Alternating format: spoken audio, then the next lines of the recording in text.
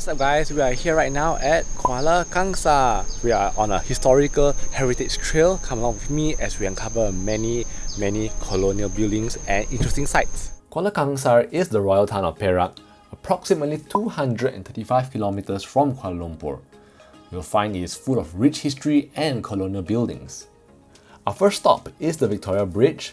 It's one of the oldest railway bridges in the country, constructed around 1900 as a crossing over the Perak River to serve the local tin mining industry.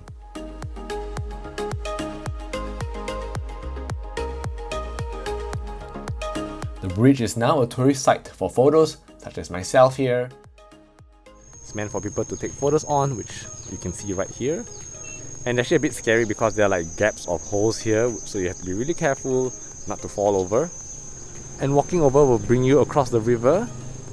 On my right is actually the newer railway tracks over here, which just now a train actually passed by to replace this one. Isn't this perspective so cool?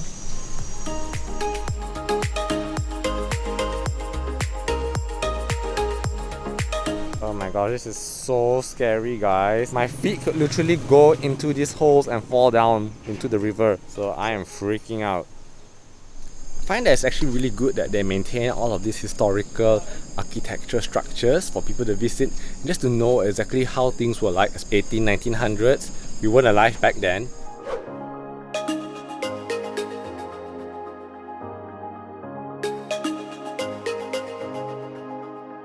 Alright, our next destination is the Budaiyah Mosque. Check it out, this is a really beautiful structure constructed in the year 1917. It has an Indo-Ceramic style and actually designed by the same architect who designed the KL railway station and the Ipoh rail station. At a total cost of $24,000 or 200,000 ringgit, a huge amount at that time. It has a central golden dome and 4 minarets as well as turrets topped with smaller golden domes. I love how grand and imposing it looks. It can almost be mistaken as like a king's palace, like that palatial kind of grand, awe-inspiring view. And what's interesting is every state has its own different ways of how they style their mosques. And in here, it seems to be more towards like the white and gold colors.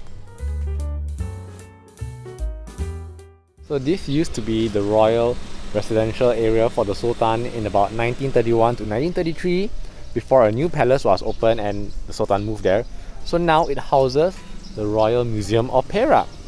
It has a traditional Malay house style which is built on stilts. And what really special is there are no nails used to build this place at all. Everything is somehow structured around wooden interconnections. Yellow, again, the color that reoccurs, the official royal color of Malaysia. Over here now it's yellow and black. Very striking combination of colors. I like how open it is, it's very airy. The floors have been replaced with marble from the previous wood. Now it's gonna rain, but behind me over here is the Pavilion Square Tower. It's so petite, it's like a mini pagoda, often compared to the Telok Intan pagoda. But this one was built in 1930. So that's trying to take a good wide angle photo of this pagoda. I guess it's really charming and pretty, very small and petite. Look at all of these old columns inside. And there's a little pathway you can go up. That's really cool. I love this like old vintage colored glass here. Really pretty. And inside here, wow, kind of like a sacred space. So yeah, I think this concludes our little mini tour of Kuala Kangsar. There's so many places we can explore, but due to time limit, this is the best we can do. We are now moving on to the next city, Taiping. I have never been here before and it's the second largest city in Perak. It's tea time or coffee time as I am really desperate for coffee. We are in Yin's Patisserie right now. It's a heritage building cafe built in 1884. And I honestly love the interior, you can check it out, it's so vintage, especially with all of the old school Chinese wooden chairs and also mother of pearl linings. I think it's really beautiful. Our first dessert here is a cempedak cheesecake, which is jackfruit cheesecake.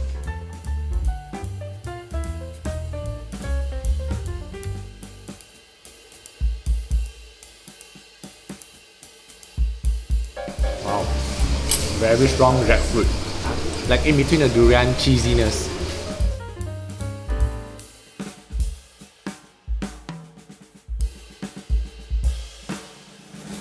The yam cake is very fluffy, but I don't taste much yam.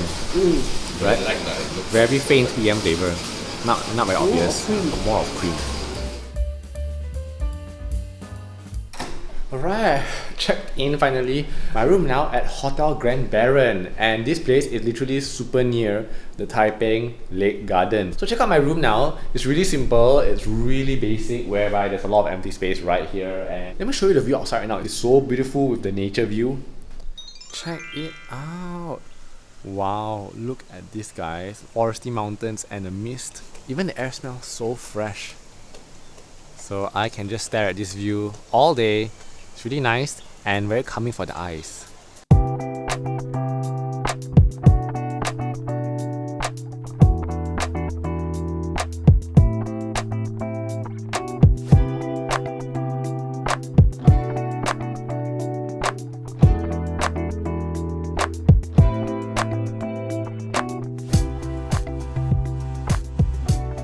Good morning everyone, it's day 2 here in Taiping and I'm up now really early for a morning walk. It's about 7:50 at the beautiful Taiping Lake Gardens.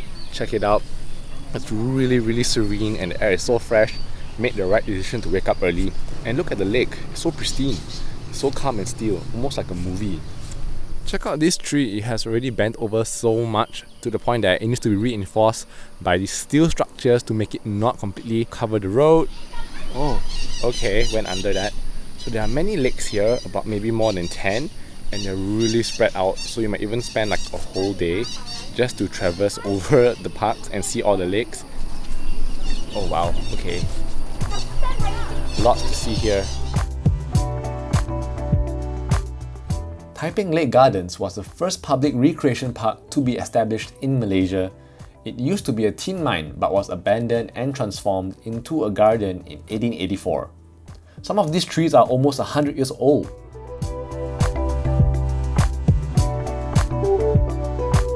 Feels like I'm transported to another world and I had no idea Taiping was actually this beautiful and also this, I don't know, picturesque. This totally changed my mind about Taiping. It makes me even think like I should come here more often. So one thing about me is actually I do enjoy going to parks. One of my favorite things to do is going for parks in the morning because I just find it so calming. So whichever place I go to, any country, any place, if there's a nice park like a botanical gardens or some kind of conservatory area, wetlands, or some kind of like a marsh, I would actually visit it. I just adore it. It's just so calming. And look, the morning glow sun.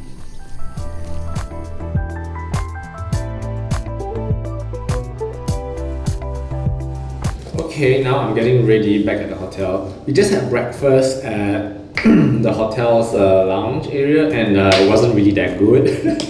Like, there wasn't much food left. So now I'm getting ready to go out to another attraction in Taiping, which is the charcoal factory. Something interesting because I've never actually seen one before, where they're trying to get my hair done. I love my mini hairspray that I have here for compact traveling. It's only like 100 ml. Alright, and I'm all ready to go. Charcoal factory.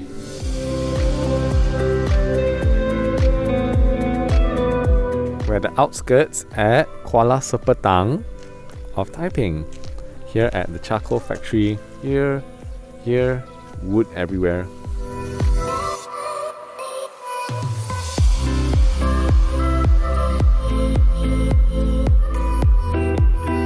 So you can see this is the giant kiln that they will put all of the wood in. It's massive. So they'll probably burn everything all inside here. There's someone literally stacking the wood inside. You can see just how many there are. Huge kilns burning all of the wood.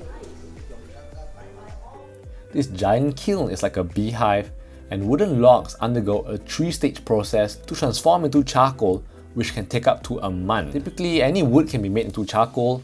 However, mangroves can withstand high heat, which removes the water content in the wood. This is smoked out rather than burnt out. It's crazy, just look at that sheer size. Actually, it must be tons and tons of wood. I'm not sure what is this species.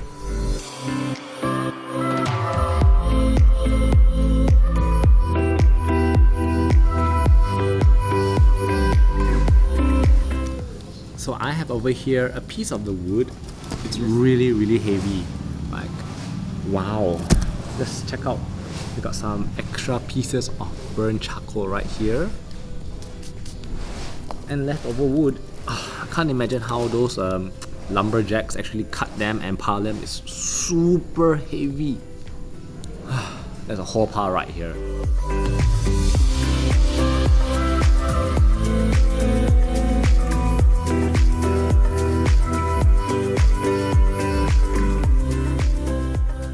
Wow, check it out.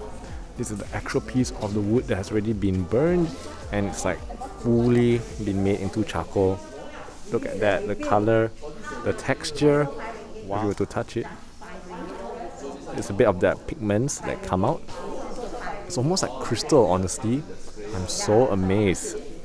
For lunch, we are eating at restaurant Rasa Sayang Seafood. It's a really random, huge seafood restaurant within this like a village at Kuala Sepetang. So much food here. Check it out. My mouth is watering. Inside the restaurant, wow, look at all of these cockles. And this man is like prepping all of the giant prawns.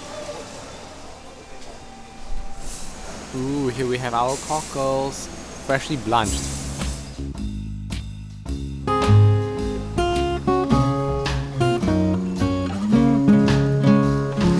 Super fresh, like literally came from the sea.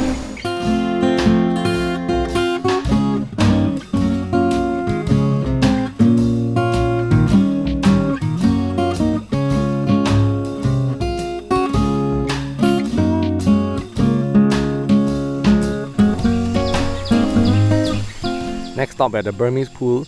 This is a place that's very near our hotel, right behind Taiping Lake Gardens. So this place was originated from the Burmese soldiers who discovered this place in the 1920s, a natural pool of cool waters.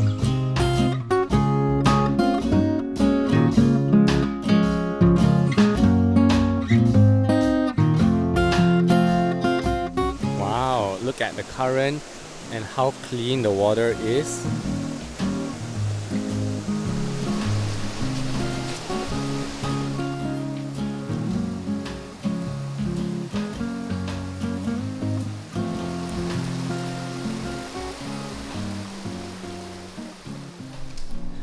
Alright guys, this is the end of my trip. I'm actually in Ipoh right now. I checked into this place and stayed for like one day, for like 2 days and 1 night. But it was not eventful, that's why I didn't vlog at all. But yeah, this is the end of my Kuala Kangsar Taiping trip. Ipoh was just like a bypass. I really do like Kuala Kangsar and Taiping in the sense that they are so clean and it has this greenery around it mixed with colonial buildings. So pretty. I really do admire the Taiping Lake Gardens. To me, one of the highlights of the trip. Incredibly sublime and beautiful. And I'm gonna head out now to go back home. Thank you guys so much for watching and I'll see you guys next time. Bye!